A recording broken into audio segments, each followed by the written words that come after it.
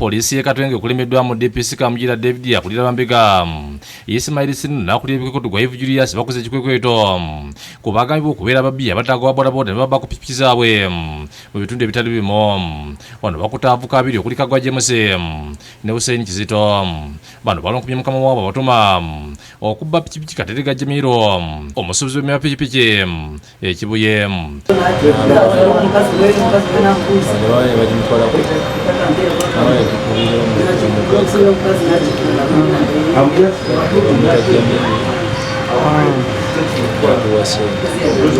picha jigula meka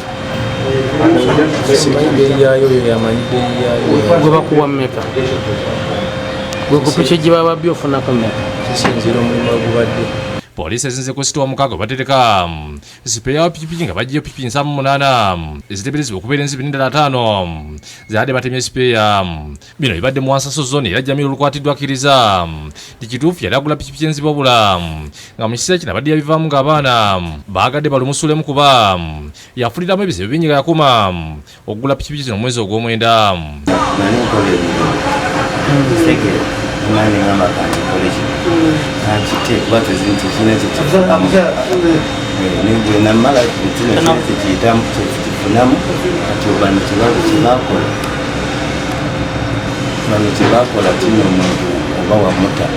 Bano okwatibwa kidira abatuze b'emutundu okukubira endulu ku polisi nga bawulira ekifo ekimu mu kitundu kyabwe kye bagamba nti ababbi bategera ababodaboda n'abaako pikipiki zaabwe. Luguudo luno nga tulula zinamba puleeti nga tulonda obwambe ne polisi ekoze ekirungi nnyo okulaba nti ababbi bano bajja mu kifo kino.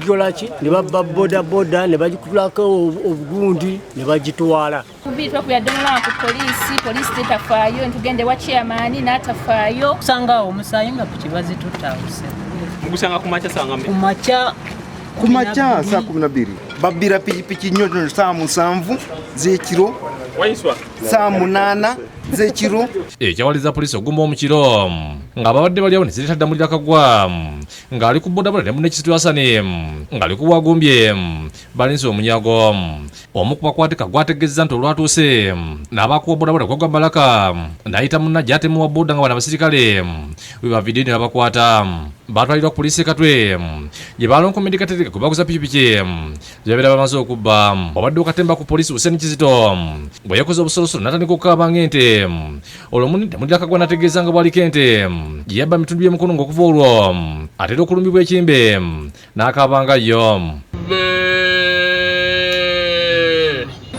yabbe ente yagibba luddawo yagamba yagibba mukono nali kati yiye mukabira kanti wamala ng'agudda. Abasirikale batadde Kagwa ne Munne Hasani mu mmotoka ne batwala gye bazibabbiira pikipiki nga basookedde kasozi k'emutundwe ne Makindi Ssabago ne balaga engeri gye bazibbamu. Kagwa ategeeza nti ekifo gye banabba basooka kukirawuna ne bateekako ne banaakozesa nga poliisi FFS ekifo kyonna gye gwidde ku Jjambya n'Ennyondo n'omugga ebadde bizingirwa mu kiveera nga babikozese mu kasiko era Kagwa n'akakasa nti byabwe.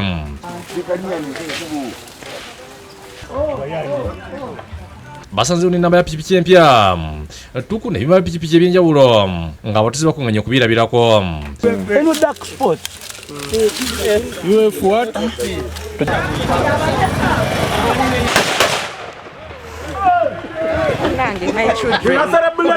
Polisi ewandagaza amasasi okugumbula abatuuze ate bongera okuŋŋaana nga Kagwa balaze engeri gye bakwatamu abodaboda ne baba ku pikipiki zaabwe.